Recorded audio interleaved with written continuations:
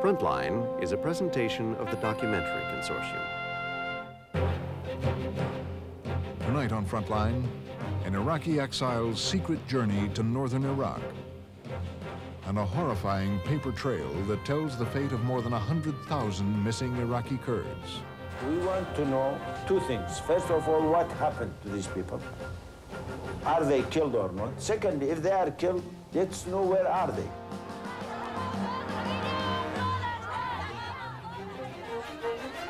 Tonight on Frontline, Saddam's killing fields.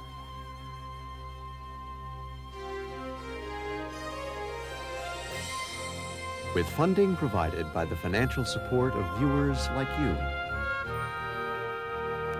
and by the Corporation for Public Broadcasting. This is Frontline.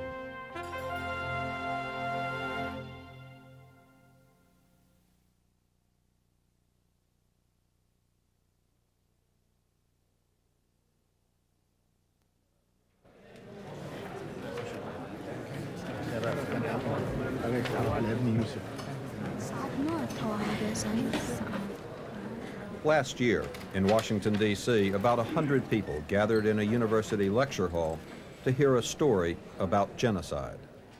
I believe at least a minimum number of 100,000 Kurds between February 1988 and August-September 1988 disappeared. We know these people are not alive. What happened to them? Kanan Makia, an Iraqi expatriate writer, had recently been inside Iraq. Everywhere I went in northern Iraq, people were pushing names of disappeared people at me. I wasn't asking for names. I didn't come looking for names, but I had them pushed at me, shoved. I came out with 12,000 names without even looking for names. Kanan Makia left Iraq in 1967 at the age of 18 to study at MIT. After graduation, Kanan opened the London office of his father's architectural firm. But Kanan was soon consumed by his real passion, the politics of his home region. Then, in 1988, a searing indictment of Saddam Hussein's Iraq was published under the title Republic of Fear. The author's name was Samir al-Khalil. Unknown to the world, al-Khalil was really Kanan Makia. The Republic of Fear. Describe it to the audience which has not read it. What is it? It's broken into two parts. The first part of the book attempts to describe the regime, how it worked, how the various policing agencies were fitted to the army, what was the binding cement of this regime. The second part tries to simply tap into the roots, the historical roots for this kind of rule of violence. And the conclusion is that a very unusual regime was built up in Iraq in which fear became the binding cement of the polity. Illegitimate authority arose, built on fear. Circles and circles of complicity. It's a terrible thing. It's got nothing to do with Iraqis as Iraqis. It tells us something about ourselves as human beings, what we are, at certain extreme moments, capable of doing to ourselves. But when Makia finished the book, no one would publish it. And when it was finally published, few bought it. Nobody read it, nobody wanted to read it. We seem to only know the things that we want to know. And for a while, the world wasn't interested in what was going on inside Iraq. That is, until August 1990, when Saddam invaded Kuwait. Republic of Fear soon became required reading in official Washington and beyond. While Kanan remained hidden behind a pseudonym, his book quickly became a bestseller. So in some ways, Saddam Hussein finally did you the great favor of providing the opportunity for your assessment to reach the very audience which needed to reach. Sure. In a funny, ironical kind of way, yes. Then, after Saddam's army was blown out of Kuwait last March, Makia finally took off his mask on a local Boston news program. I've been aware of your book for months, but I had no idea until today who you were. Who are you? My name is Kenan Mohammed Makia, and I left Iraq in the late 60s. I came to study architecture at MIT. And you went public, having so carefully not been public up until now, though quite emphatic in your views. You went public, why? Why did you decide then? I wasn't alone. Iraqis everywhere were doing it. And people inside were doing it. So my act outside is nothing compared to those Kurds, those Shiites in the south, those people who rose up against this regime, who paid with their lives for it.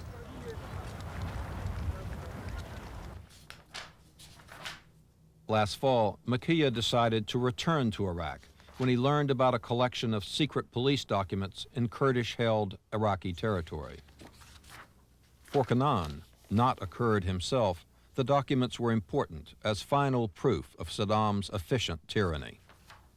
Ordinary ledgers of extraordinary cruelty, of surveillance, torture, and killing. Evidence of a mass murder campaign against the Kurds. Here are these stacks of things. How do you know the authenticity? That's a good question. I went in to look at that. I mean, I was hearing these stories of how much of this material there was, and I only had photocopies. Was it real, was it not? How big? What was this stuff all about? I went in. Bulk of what I saw, without a shadow of a doubt, is authentic. In the beginning, I needed to go in with someone, and I called a friend, Gwyn Roberts, who is also an old friend of the Kurds and is trusted by the Kurds. Gwyn Roberts is a British filmmaker who provided a shattering early glimpse of Saddam's campaign against the Kurds in 1988.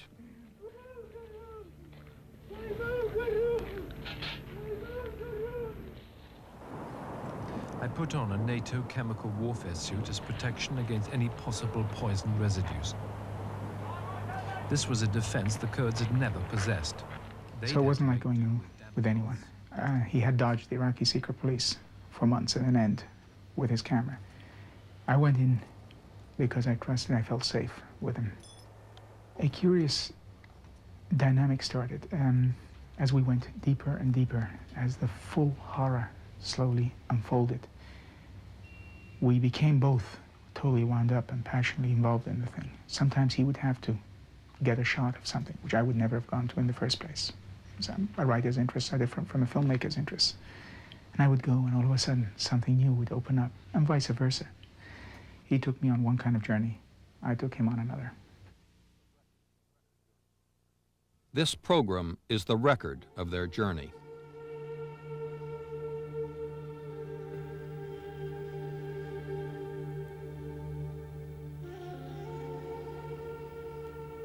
After 23 years in exile, one of Saddam Hussein's leading opponents returns to Iraq on a secret mission. The writer, Kenan Makia, who has catalogued Iraqi human rights atrocities over several years, is now regarded by Iraq as an enemy of the state. 2 months ago, I saw photocopies of a few documents taken from the security headquarters of Suleymaniye, Duhok, Kirkuk, and Erbil. They suggested that something truly terrible, beyond belief, had happened here before the invasion of Kuwait had put Iraq so very temporarily on the map of the world's conscience. The documents were captured by Kurds at the end of the Gulf War.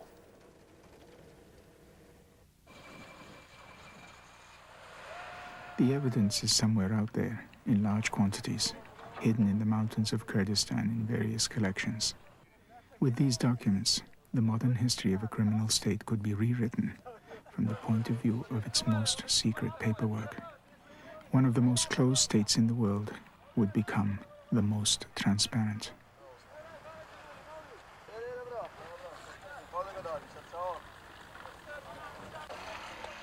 This is not a journey into the past. It is about how people's lives today are shaped by a legacy of cruelty and pain. I want to see the horror face to face and then record it. But I don't want it to paralyze me. I want to plumb the depths of what all of us seem to be capable of. Maybe even this journey is not about Iraq anymore. Kenan was last in Iraq the year Saddam's Ba'ath Party came to power.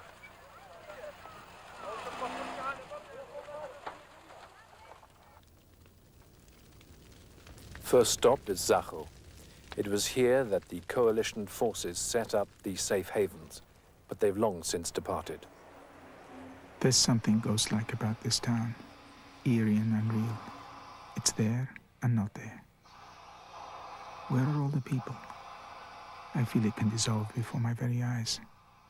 It's isolated pockets of shadowy situations, like the whole of Iraq.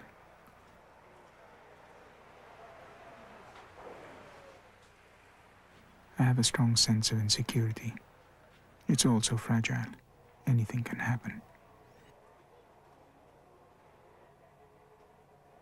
I find it ominous that even now, a year after the war, Ba'ath Party slogans are still so pervasive. This one is from Saddam himself. We want the conscience of each Iraqi to be his watchdog.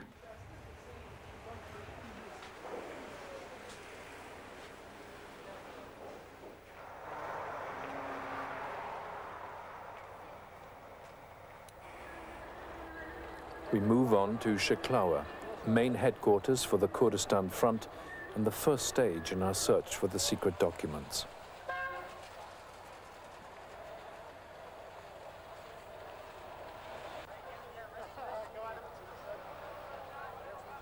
We are guarded 24 hours a day by Peshmerga, Kurdish guerrillas.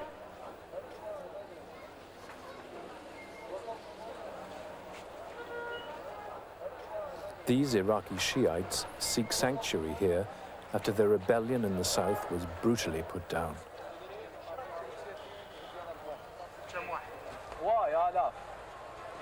وصلت شقلاوة هسه كم واحد هاي كلها ناصرية بصرة عمارة بغداد نجف حلة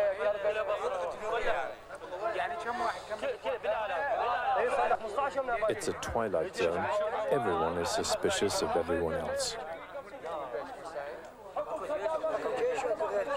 They're all from different cities in the south. They want a safe haven in the south. They hope to meet their families here who are trying to escape the aftermath of the Shiite rebellion in the south, but are being blocked by the Iraqi army.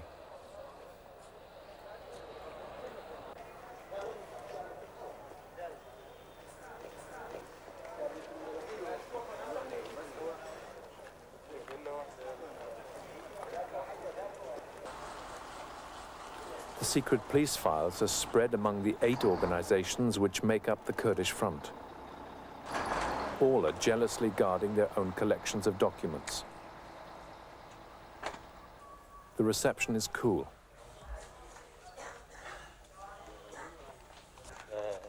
We are finally allowed access.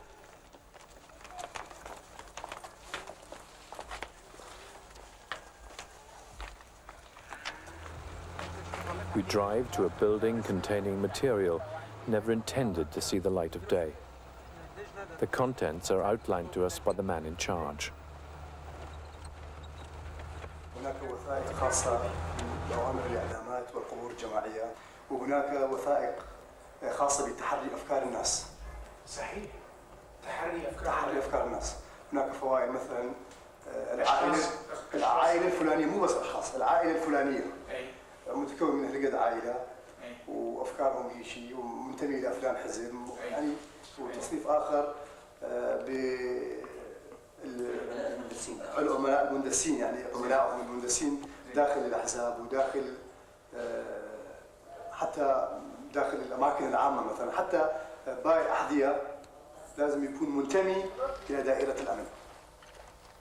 Nobody can find the key to the archive, so we return later. The exact location is kept secret for fear of government reprisals, although the Iraqi regime still vigorously denies any human rights abuses.